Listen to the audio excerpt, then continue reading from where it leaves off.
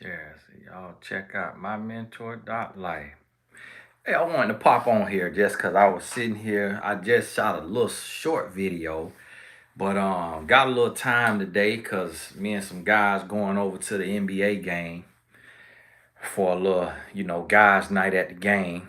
And we don't leave for a couple hours. So I got about an hour. So I just wanted to come on here because sometimes it's a little easier to shoot a video this way than shooting the whole video and then trying to upload the video. So I'm gonna just be turning on and going live and just streaming sometimes. And it's random times I got to do it when I could do it. I know y'all be working. A lot of people be working, but some people working from home and just wanting to pop in and just do little, different topics that I be thinking about. And on Fridays is man to man. That's why I wrote this topic because I try to only about 5% of my YouTube subscribers are men. Now, more than that watch. And I noticed this because there's been a lot of guys as I'm out and about that's been recognizing me and coming up to me, talking to me, shaking my hand, and hey, you the motivation speaker from Instagram or stuff like that. And it's kind of like with men will look and listen and admire.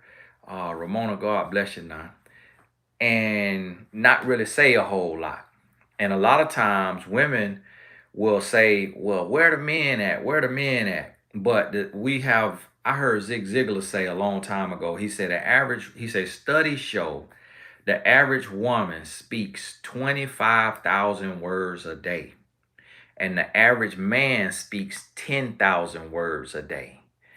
And that may be different for different men based on where you were born, how you was raised.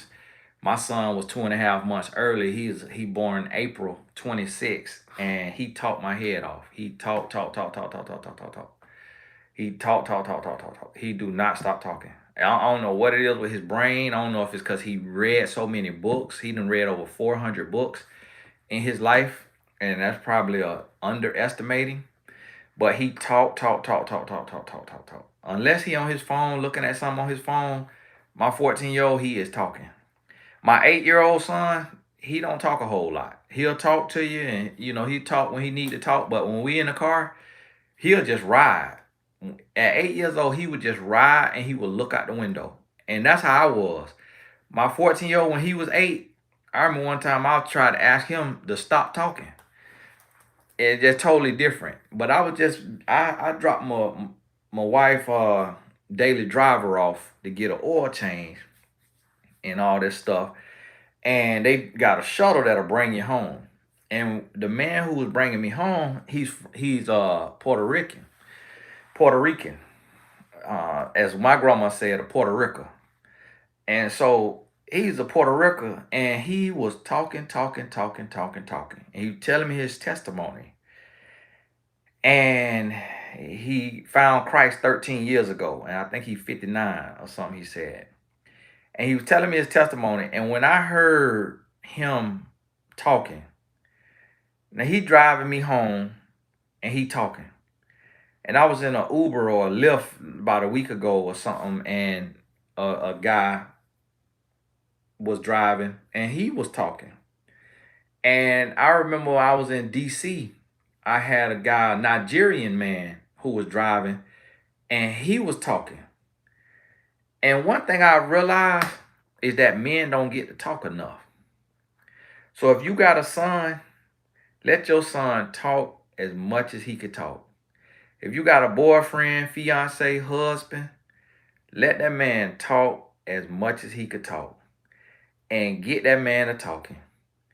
This one of my mentees from basketball just text me. Get that man to talking. And let him talk. And I'm gonna be honest with you. If y'all ladies and even men who got sons could get men to talking more, men will be more well-rounded. The young man that just wrote me, I'm gonna talk to him and I'm gonna share something with him that I learned in college playing college football. I didn't understand my countenance of forcing myself to be quiet and forcing myself to be solemn faced and forcing myself to be serious was crushing me, was ruining me, was ruining my chances, ruining my opportunity, and was hindering me from realizing my fullest potential. I didn't realize that as a man. But as men, we taught so much to be reserved and to be quiet, and big boys don't cry, that men don't cry, and men don't need to be talking and don't need to be, and so we bottle it up and we hold so much in that we'll mess around and we'll do what Will did on that show. And that's from, and he talk a lot now and still had a lot bottled up. And that's how we are. We will bottle it up until we go off the handle. And I done it several times. I know a lot of men have done that. And it's something that we got to start thinking about. The state of manhood and really understanding how fluid manhood is. And not just boxing manhood in and just saying, hey, this is what manhood is. And this is the only thing it can be. But really getting to a place to where we can be understanding that it's different types of men, and that a man who expresses himself a lot, a man who is emotional, a man who will cry, is just as much of a man and just as real as a man who does not really talk. And it's more to a man than what meets the eye, obviously so. But a lot of times I notice a woman will look at a man, and a woman will look at a man who is expressive and who shares his heart, who may cry, who may say his feelings have been hurt, who may express what he is going through, what he's feeling. And a woman may take in, hold on right quick. Y'all forgive me. I was trying to put my phone on do not disturb because I don't know what it do. Maryland say the live freezing. The live freezing for anybody else? Maryland said that. I just froze it myself right there. But I had frozen myself right there to put the thing on. Maryland could be your service, Maryland. Could be in a bad service area if it's not mine. Okay. Yep, Maryland. That might be that cricket phone. That cricket. And so, now, what I was saying before Maryland told me my live was freezing, she ain't mean no harm by it. Oh, I was describing. So what I noticed is a woman may look at a man who is expressive and who is sharing his heart, a man who may cry, a man who may say my feelings are hurt, and a woman may look at that man and say, oh, you soft, and then may look at a man who will take and say nothing and let everything go as, oh, you strong or you emotionally intelligent. And we will label and box in. And so, but what I have learned is that a lot of times when a man is giving his all and he's all the way in, he's going to be expressive and he's going to articulate because he wants the situation to be at its best. And then a man who is not expressive and who may not ever have an issue, who may let everything slide, it doesn't necessarily mean he's emotionally intelligent. What it could mean is that he has a private outlet. So listen, Coach Rock, God bless you now. So what I mean by that is a man who is in a relationship, but he is heavily into nasty movies, and he has a side woman, you may not hear complaints and town hall meetings from that man, because he takes his frustration out when he with his mistress, with his woman on the side. But a woman will say, "Oh, he don't give me no problems. He's so amazing. I could do anything, say anything, go anywhere, do any." And I'm gonna tell you, that right there is not normal. That is not natural for a man to just let a woman say and do and go and spend whatever she want to.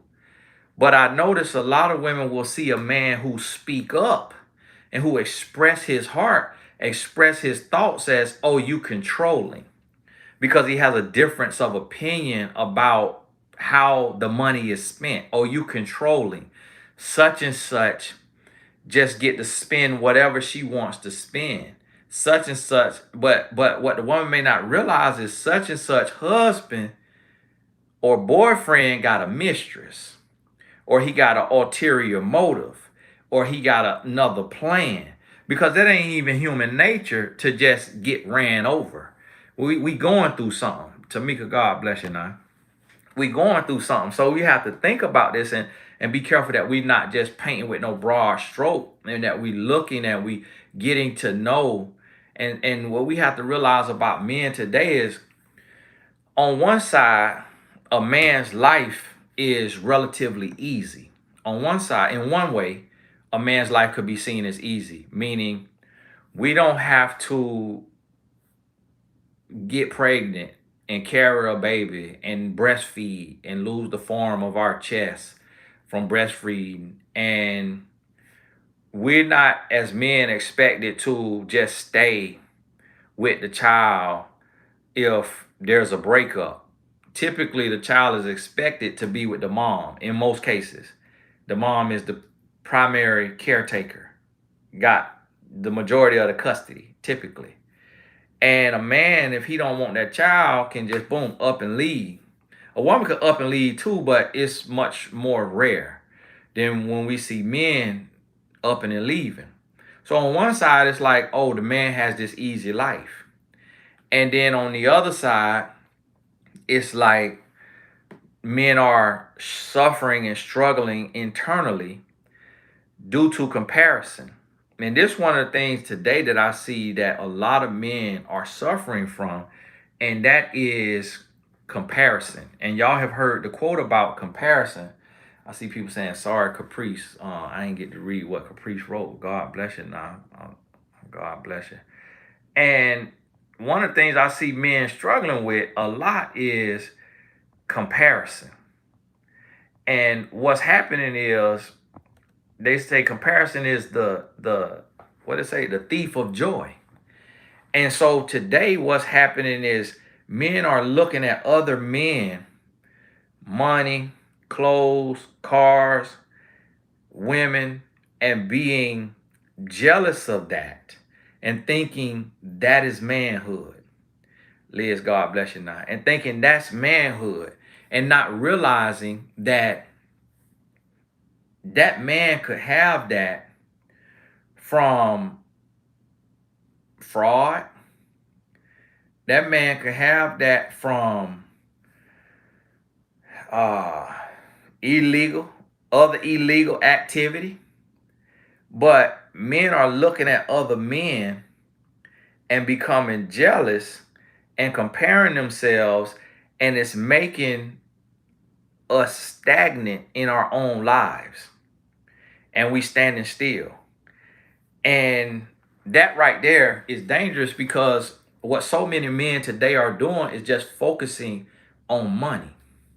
They're focusing on money and getting money, and almost willing to do anything to get money, and not realizing that real money is a byproduct of intangibles.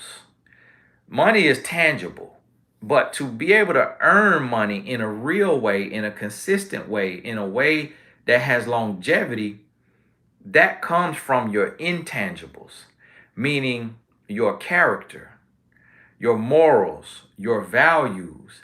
And so a lot of men are chasing money instead of building character. And that is what is affecting us in society today, is everything is money focused. Everything is money centered and not character focused and character centered. And that's where we're going wrong as men. And so now remember, this is a man-to-man session today. I know we still got ladies in the room and the men be listening, but this for the men today. And the men always say, "Oh, why you don't talk to the men?" I talk to the men just in the amount of percentage that y'all hit the subscribe button. Only YouTube say only got 5% of my subscribers are men. So I'm not finna do 50% videos for men when there's only 5% subscribed. So 5% of my videos is for men, because that's the percentage that subscribe. And so that's what we seeing today, this chase and this lust for money. And I noticed, you have, when you post stuff, if you know, you know. I took a picture with one of my cars on our anniversary because my wife bought me a nice outfit. And I said, "Babe, I want to take me a picture. I want to do me a photo shoot because I don't celebrate myself. I don't take pictures." And I know a lot of men don't. And so we stopped at the park in our neighborhood and I took me a picture. And the outfit my wife bought me, the shirt said Burberry, but you couldn't see a brand name on the shorts or the shoes. I had to block one lady. She's talking about, "Oh, showing off of the brands is just too much." And she wrote "dude." And I'm like, "You don't know me, woman." Block! Get out my DM. Block! I blocked her so fast. And so, but I posted that. And one thing I noticed is that if I post material things, so I was standing next to my Bentley, and everybody who know in it, not everybody know about cars, because I went through the drive-through the other day at Dunkin' Donuts, and the man at the window asked me, "What kind of car is this?" He said, "I see that B all the time. What kind of car is that?" For one, sir, just say you don't know what kind of car it is, because you don't see the B all the time now. Stop telling that lie. So I said, "Oh, this is a Bentley." He's like, "Oh, okay, man, that's nice." And so, but when I post material things, men start writing me. If I just post about character and integrity and just life, I don't hear nothing from men. But if they see money on me, that's when men start writing me. And men will start writing me, "Hey, how do I do what you do? How do I be a life coach? Or how do I be an author? How do I be a motivational speaker?" And it hurts me, man. It hurts me. It saddens me, because for me, everything I got come from integrity and character. It don't come from, it comes from the intangibles. Everything I got come from the intangibles, not the tangible skills or gifts. It comes from becoming a real man and then having the clarity and the peace of mind and finding my purpose is how I produce income, living and walking in my purpose. But that came from peace as a man first. And that's why I want men to stop chasing money and start chasing purpose. I became an intercontinental speaker when I was 29 years old. And my first international speaking engagement was in Johannesburg, South Africa. And I was paid $10,000. And I was over there about almost 2 weeks. And in my speech, I said, if you chase money, you will always be lacking. But if you chase purpose, money will chase you. And what I mean by that is, when you're doing what you call to do, what you are put here to do, even if what you do don't make a lot of money, people will bless you. People will bless you. And to say thank you. It was a young lady today sent me a cash app today. And that blessed my heart, because sent me a cash app today and said thank you. Now, I didn't ask for that. You don't see my cash app on the screen. It's not in the description of this video. But some people know it. And that's what I mean by chasing purpose. As draining as Miss Cher just put it in there. God bless you, Cher. Cher, that's how y'all know it. Cher and caramel kisses. But I don't have it on the screen and I don't have it in the description box. But I'm serving my purpose. And that's why I tell men is when you do, like, a purpose could be anything. I heard a guy say he liked to cut hair because it make a man feel brand new. And it changed that man's life, the way he see himself, the way he feels about himself, that it changed his life. And I saw that man, one of his clients became an NFL player, and them NFL players, one of them invested in that man and got him a mobile, like a van, and got it decked out, did the interior to where he got like a barbershop on wheels because of this man serving his purpose. Now, just as a barber getting $20 a haircut, you're never gonna be rich off of $20 a haircut. Because if you cut 10 heads a day, that's $200 a day before expenses, overhead, taxes.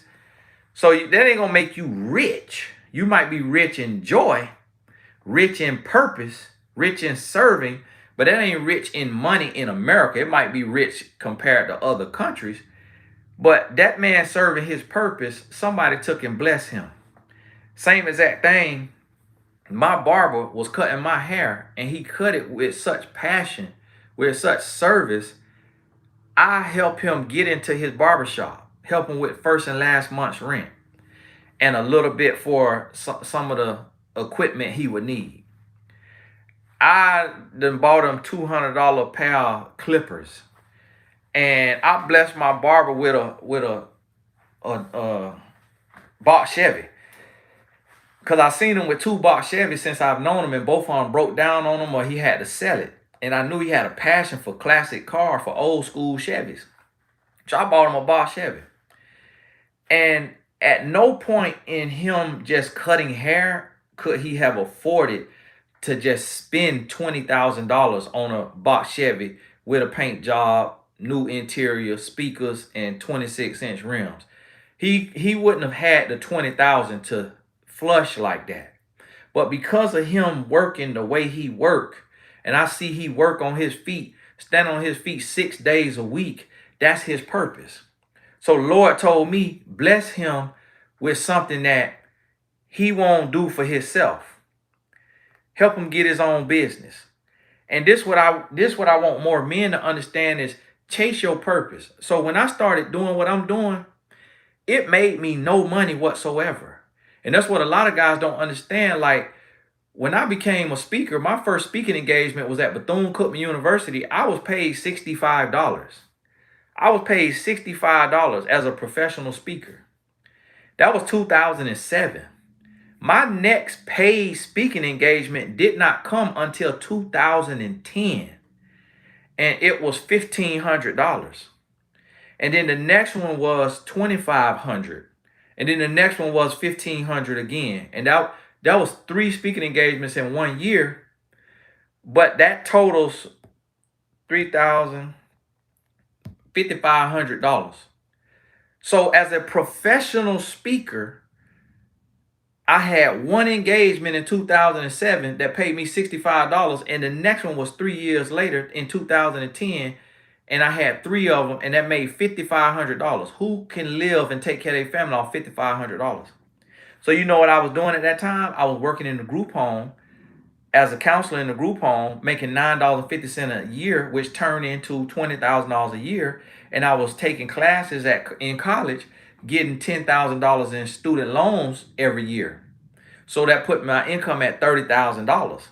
And then that speaking, that put me at $35,500. And then I started ghostwriting and author consulting. But I was serving in my purpose.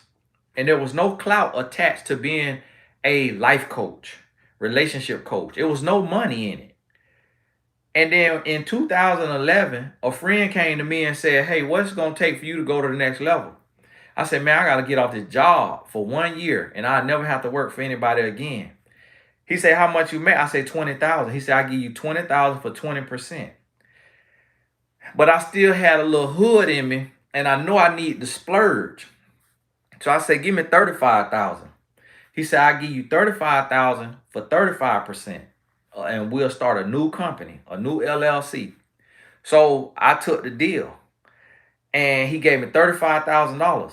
At 27 years old, a black man with no college degree, with no mentor, with no team, and I come from a city of 5,000 people. The only person made it out was Tracy McGrady to the NBA. And he wouldn't have made it out had he stayed in our city. He moved and went to one of them schools that you live at the school, Mount Zion Academy up in North Carolina. And so, and that's how he went to the NBA. But and when he was home, he was getting suspended from school, suspended from games, getting in trouble. He would have been a thug probably. But when he moved, he had to take his earrings out, couldn't have no girlfriend, had to go to church 14 hours a week at Mount Zion Academy. That's how he got to the NBA. And so nobody had made it out from coming from where I'm coming from. And then here come this, and this is a white boy. I was 27, he was 25. I never would have imagined that a 25-year-old boy, I ain't call us men, that a 25-year-old boy will have $35,000 to give me. I'm like, what in the world? And so I took that $35,000. That money was gone in a month.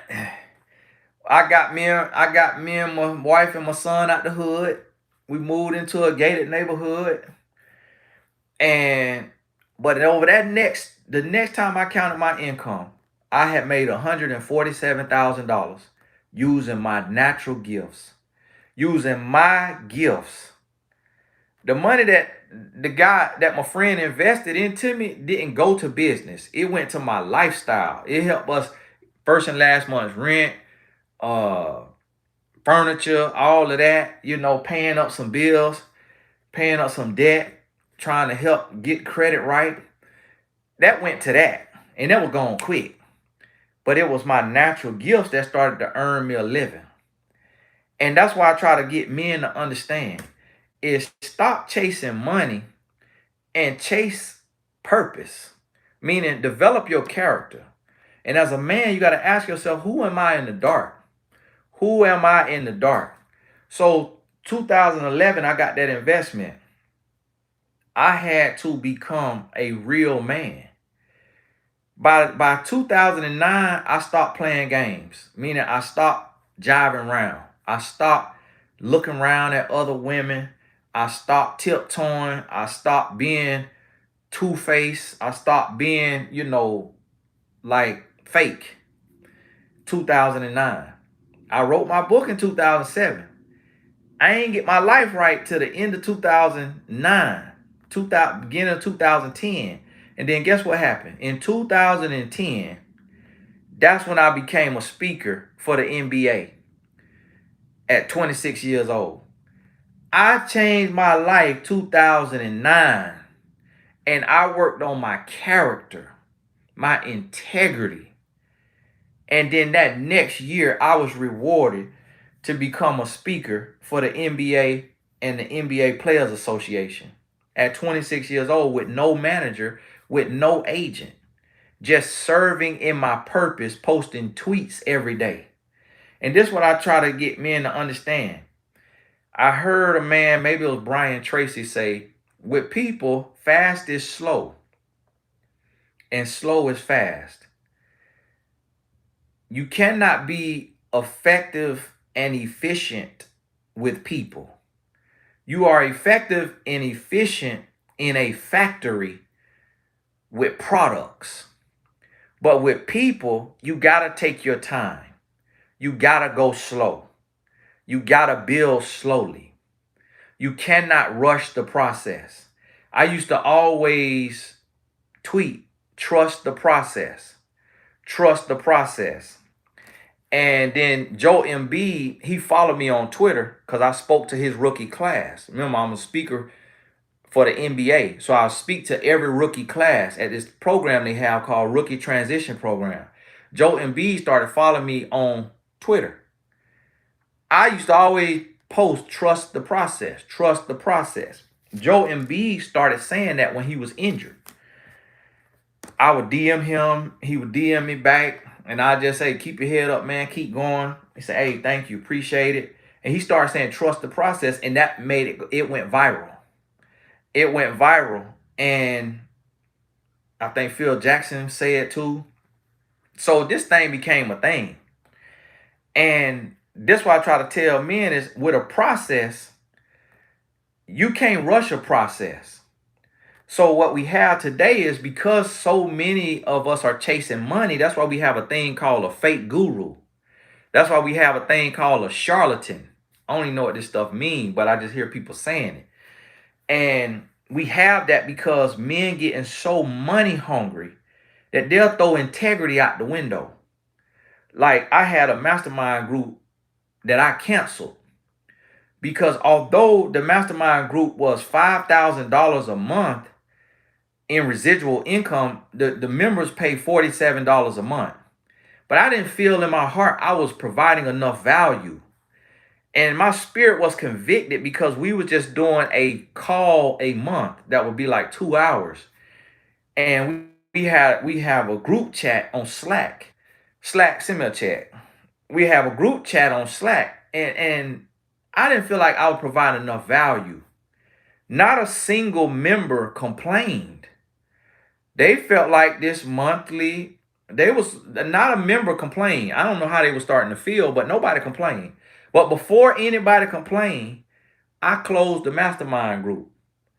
And I say I will give up that $5,000 plus a month for my integrity because I don't feel like I'm giving enough value. And these is kind of lessons that I want people to get. Lima say we loved it. See what Lima said? But see, I didn't feel that I was deserving of the money that was being paid to me. So I closed it. But I see people charging $300 a month, $100 a month, $20,000 a year, $30,000 a year. And it ain't no way in the world you could give somebody that much value.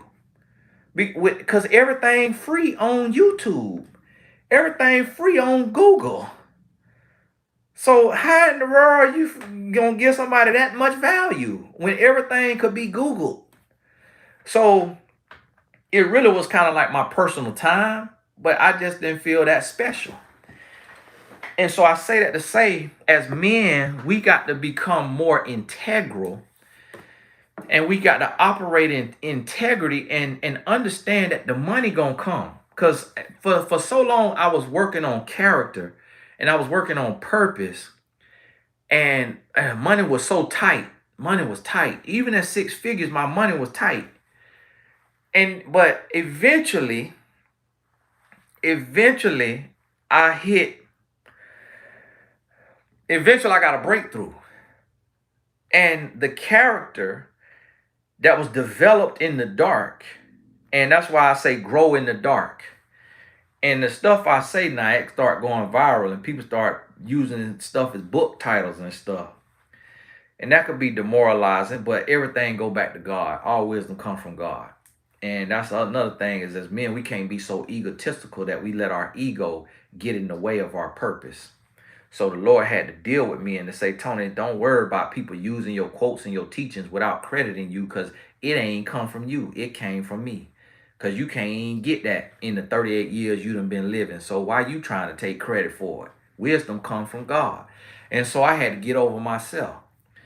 And this what I need men to understand is when you pursue your purpose, and your purpose is like this right here.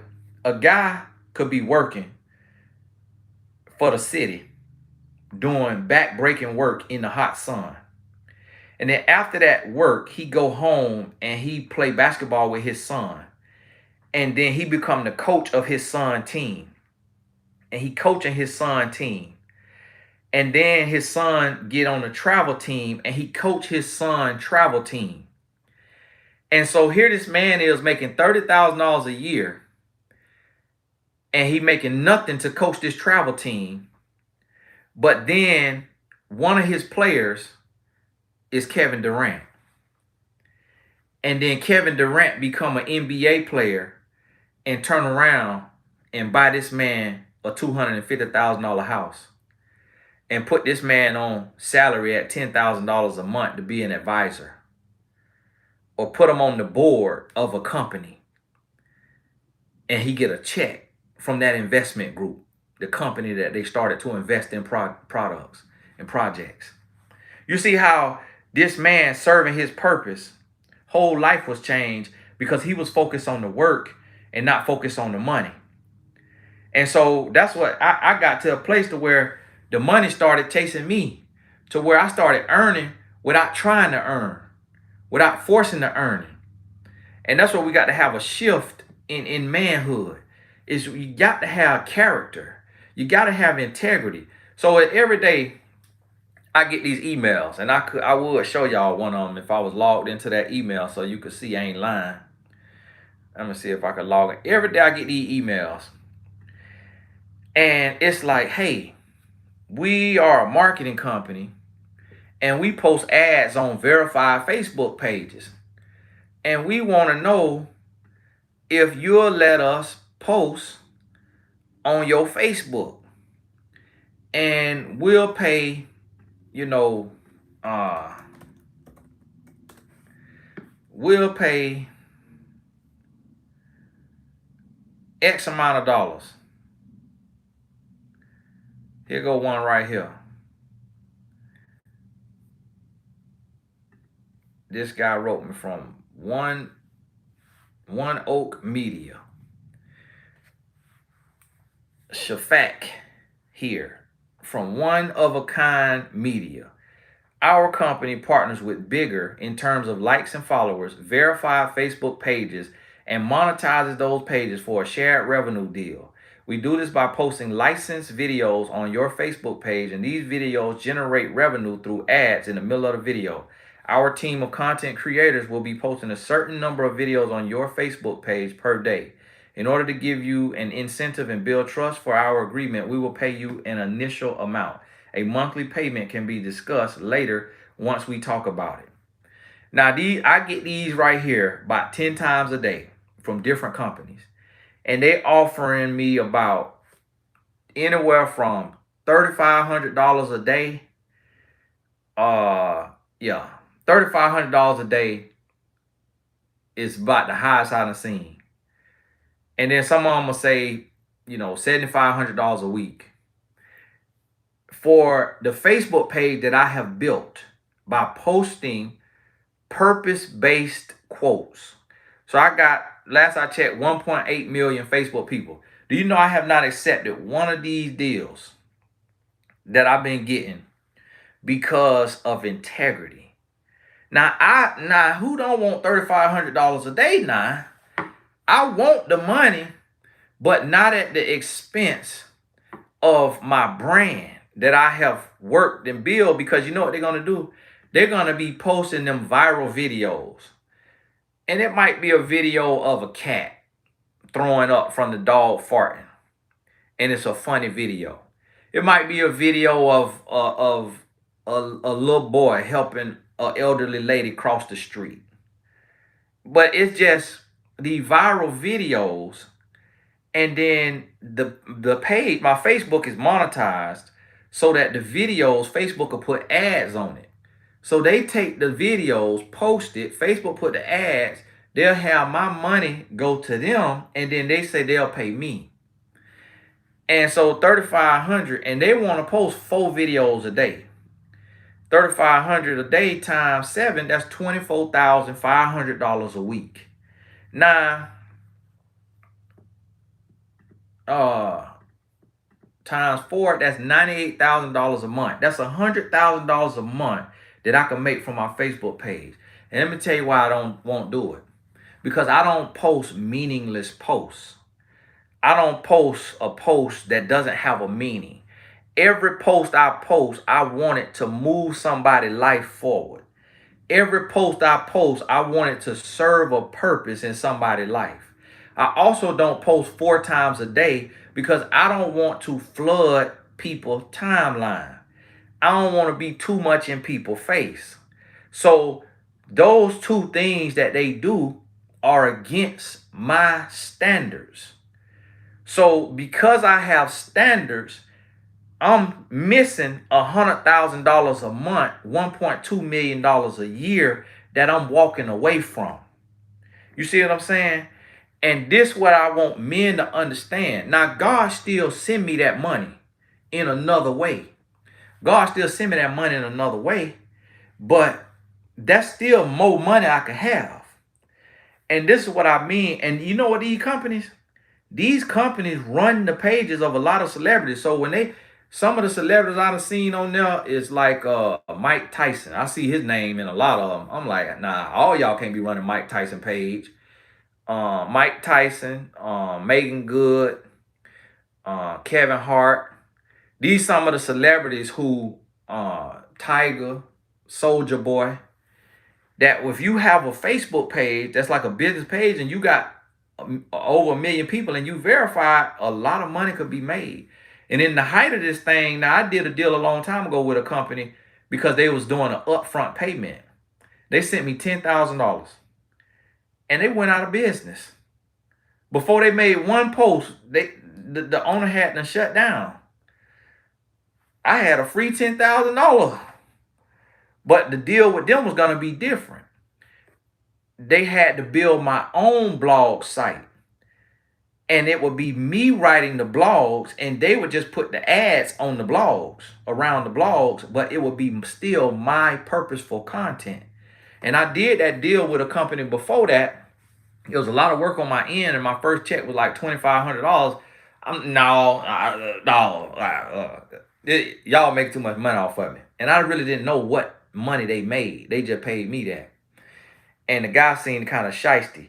But see, this my point is as men, we got to get beyond just being money hungry.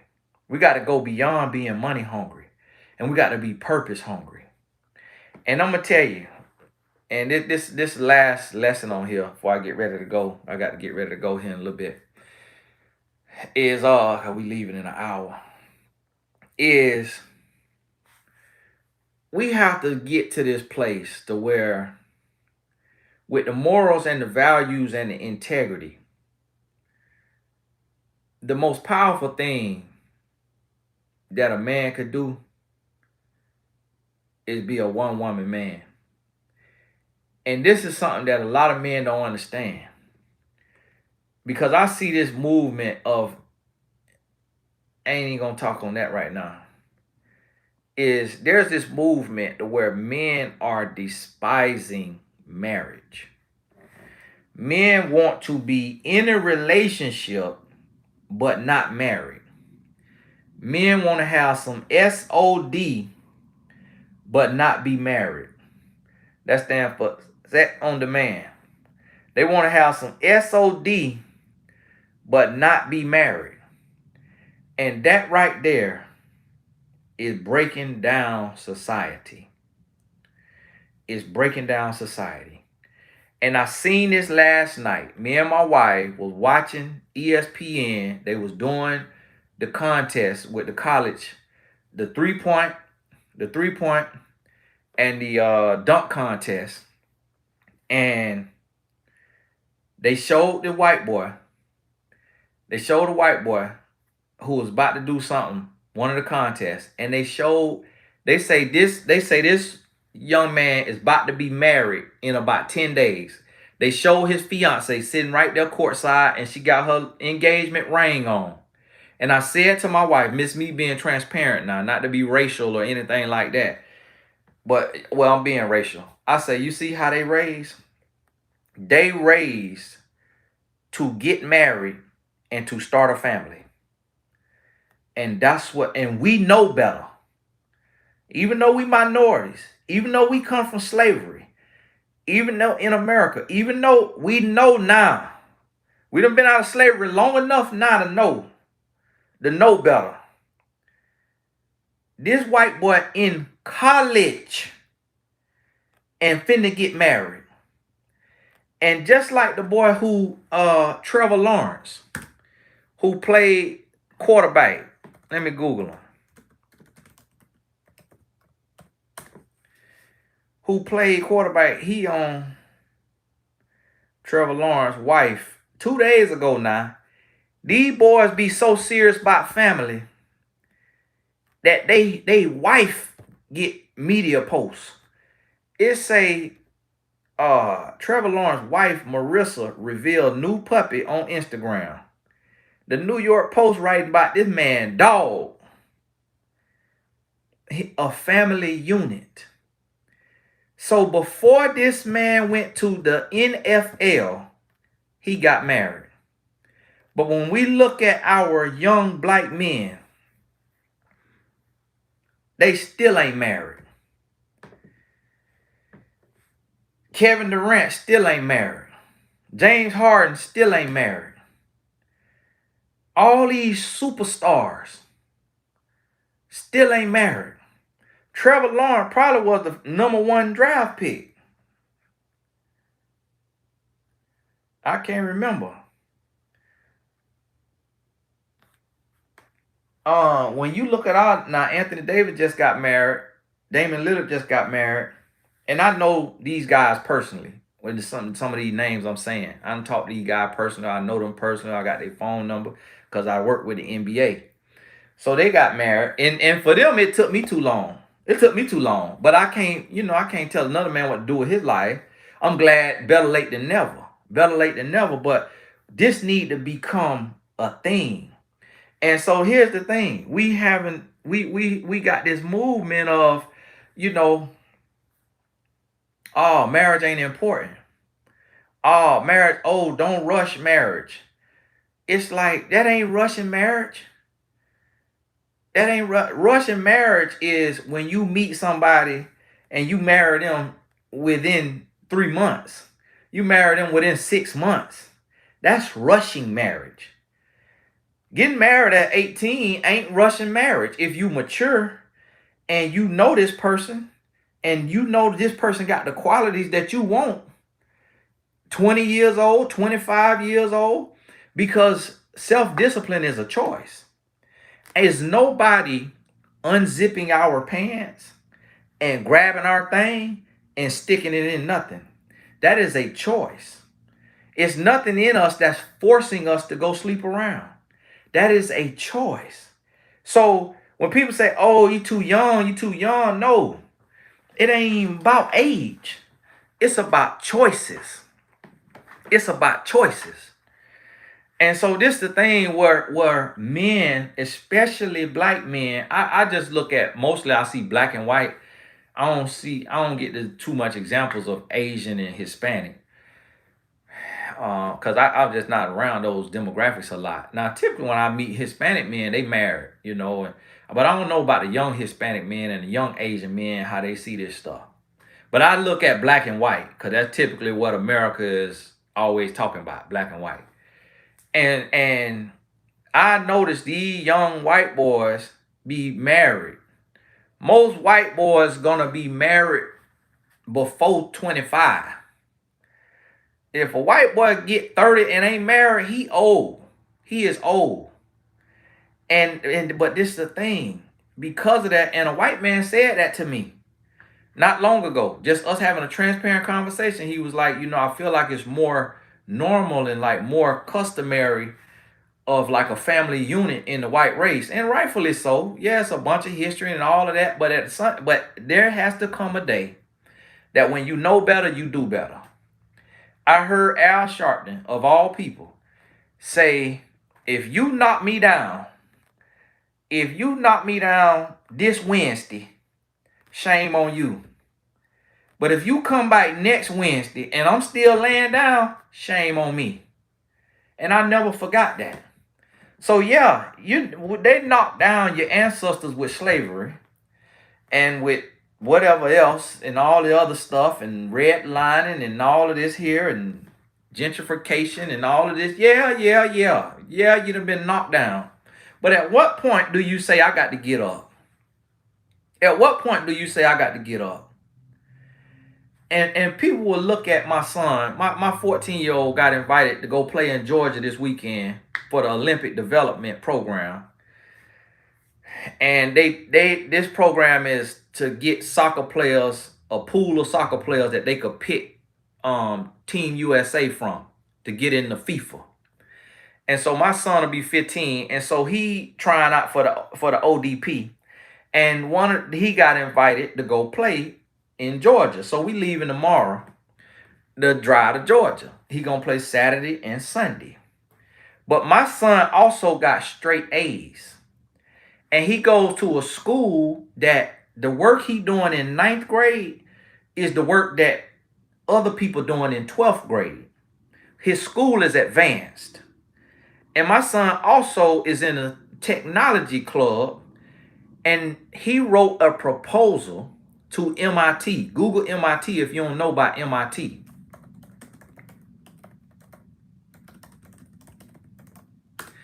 MIT is the number 3 university in our country. Stanford is number 1.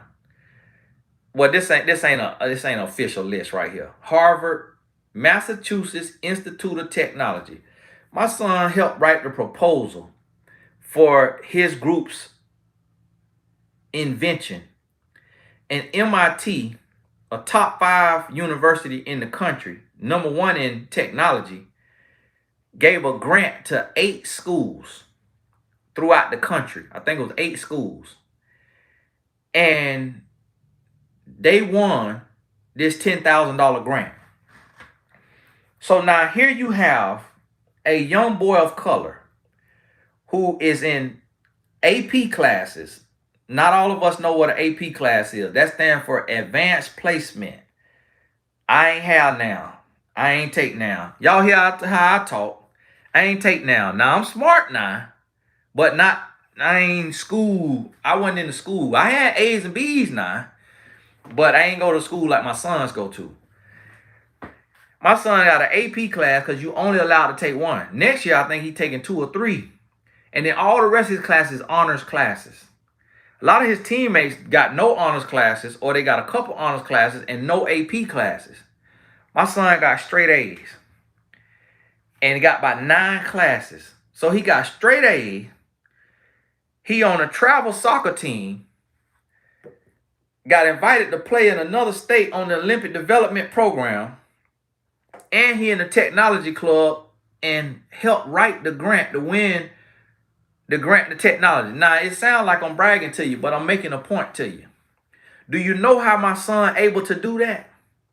Because of stability in the household. Because a mother and a father in the household, and he gets to see strength, he gets to see integrity, he gets to see self-respect, he gets to see self-love, he gets to see hard work, he gets to see dedication, and he get held accountable. He get his mama accountability, and he get his daddy accountability, and he get it on a daily basis.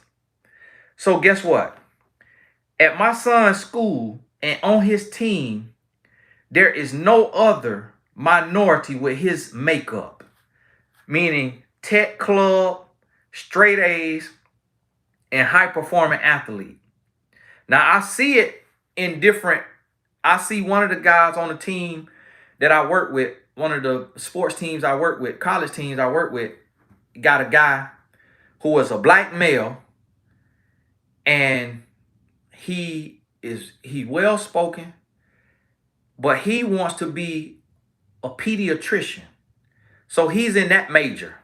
I just text him. He probably text me back, but my phone on do not disturb. He in that major. So he doing clinicals while playing Division I basketball. Anybody who plays sports in college, even if you were D3 or NAIA or junior college, it is a big commitment. This young man is in whatever, it might be pre-med or whatever it's called. This young man doing clinicals and winning championships on the Division I level. I told him the other day, I said, man, you remind me of my son. But guess what this young man got? A mother and a father. Now, there are single parent households that do this, but that single parent will tell you that he or she, when they look around, that single parent will tell you, we are an exception to the rule. That this is not, that this ain't normal, this ain't everybody doing it. A single parent will tell you now. They can make it happen, but they also gonna tell you how hard it is. to do it alone. They're going to tell you how hard it is if your child want to have straight A's in school and your child want to have extracurricular activities. A single parent going to tell you how hard it is and how much easier it would be if they had somebody by their side who was willing to love and have integrity and operate integrity and to serve and to be there with them, that they could split some of this work up, split some of this responsibility up. And this what's breaking down our household is we got all the rappers and majority of the rappers, majority of the athletes, majority of the black male millionaires, so many of them do not praise marriage. They praise womanizing.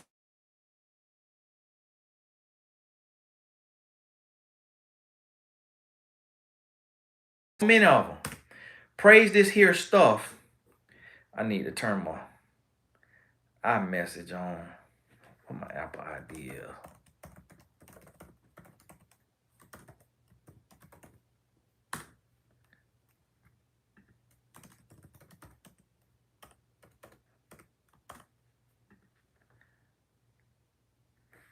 Hey, y'all forgive me. Sorry about that. They praise they praise singlehood. They praise womanizing. They praise this other stuff. Hey, y'all forgive me now. Y'all forgive me real quick.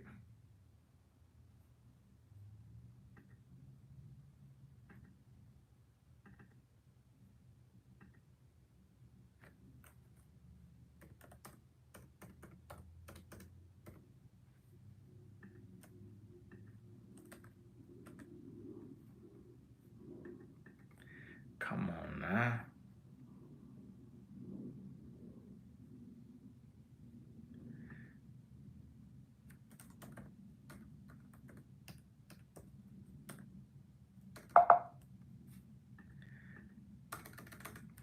Y'all forgive me. My wife had called me. I'm trying to reach on this here.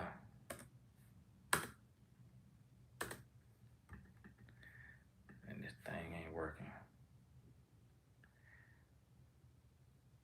Hey, this a Zoom. And so now listen to me. They praising all this extracurricular. And so guess what? The young men, y'all forgive me now. My phone, hopefully my phone ain't cut out. Can y'all still hear me? Because my wife had called me and sometimes it steals my sound. Can you hear me? Okay. I got to get ready to go. We leave in 45 minutes. Ain't no telling what she was calling me about. Sometimes I have to leave when I'm working. I got to let my wife not be able to reach me. She gets so comfortable of being able to reach me because I work from home. But sometimes I got to let her know, like, hey, like a regular man who might be out in the sun working. Hey, just because I'm home now, I'm still working now. Sometimes she'll take that for granted and think what I do ain't really work. Yeah, this work now. And so this what I'm seeing happening. It's so much, and then I'm seeing voices. And then when you look around, you'll see people, men who are supposed to be enlightened, men who get on these podcasts, get on these videos, these interviews, and drop all these gems, but will leave out the one gem. Will drop every gem but the gem of being married and being in the home with your wife and your children with your wife. Even if you failed as a man in your last relationship, even if you didn't get to raise all your kids, if you sleeping with a woman, as a man, you need to marry that woman. And if that woman is not, because we want to talk about protecting black women or protecting women, to protect somebody is to really cherish them and value them as a child of God. It ain't just fighting for somebody physically. To protect somebody, you need to marry that person, give them a lifetime commitment, And if you're going to have kids with them or blend your kids, then you need to be in the household with them. And that's protection.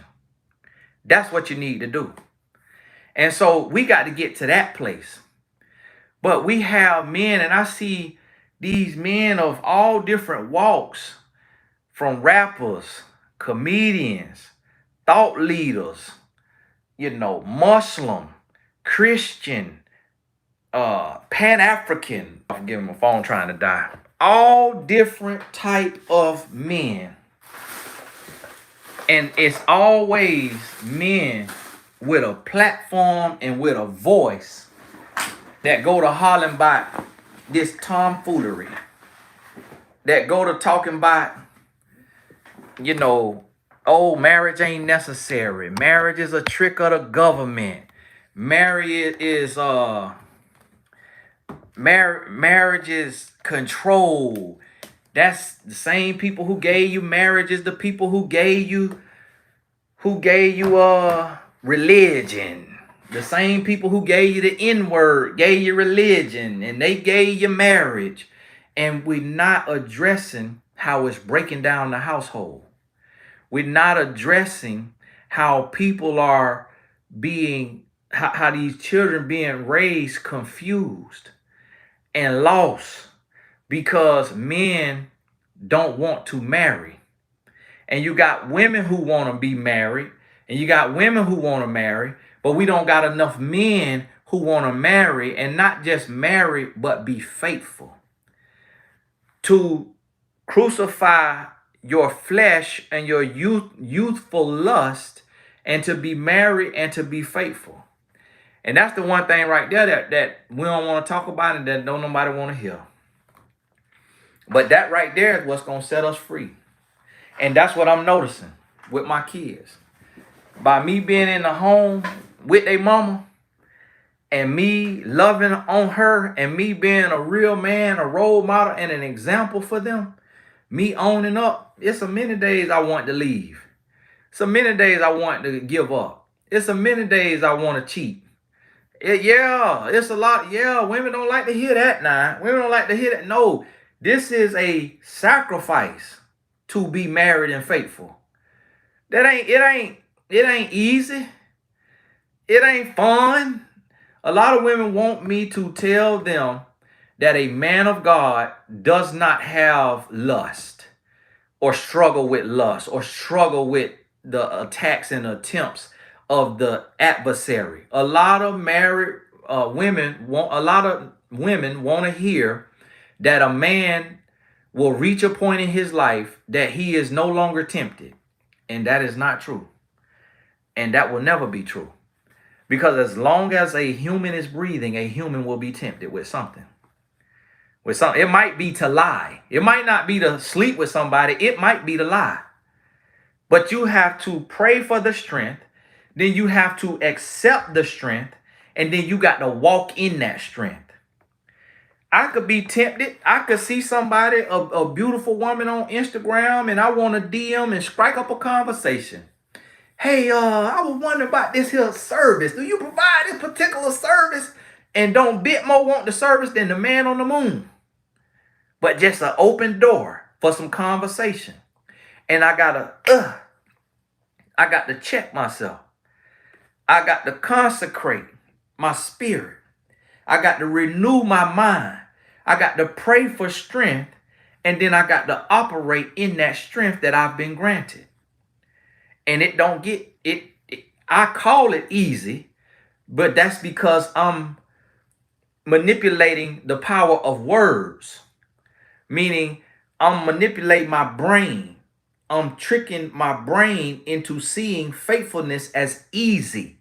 Because if I just see it as hard, then it's going to get harder and harder. But if I call it easy, it's going to feel easier and easier, even though it's hard. It's just like when you working out. You don't just, if you tell yourself, oh, this is so hard, you're going to quit. But if you say, I got this, I can get through it. I got more in me. I could go, come on, I could go. So if I want to do 50 push-ups, I set in my mind the number 100. If I'm going for 100, I'm going to get 50. If I set 50, I'm gonna start to break down around 30. So I got to say 75 if I want to get to 50. And this is what I tell my athletes. I say, if you go and give 100, if you shoot to give 150%, you're going to land at about 120, 100. But if you say you just going to give 100%, you're going to land about 70 or 80. You got to go above and beyond. You got to go above and beyond. And so this is what we have to get as men. We got to get to the place to where we appreciate and we respect marriage. And we relish in that. We cherish that. And we got to get to the place to where we're not fussing and fighting and arguing with our woman, and we're allowing her to be a woman, to be who she is. And that we taking and we picking up the slack, and that we saying, hey, I got this. And we call the necessary shots that need to be called, but we don't let the love, every quirk of her personality throw us out of shape, throw us out of our element, and get us to where we downtrodden, we fuss and fight, we arguing, and we want to cheat. And so I say, you know what? My wife is a woman, and a woman is different than me. A woman don't think like me. A woman don't act like me. A woman don't move like me. A woman don't speak like me. Don't spin like me. Don't save like me. A woman is going to be different than me.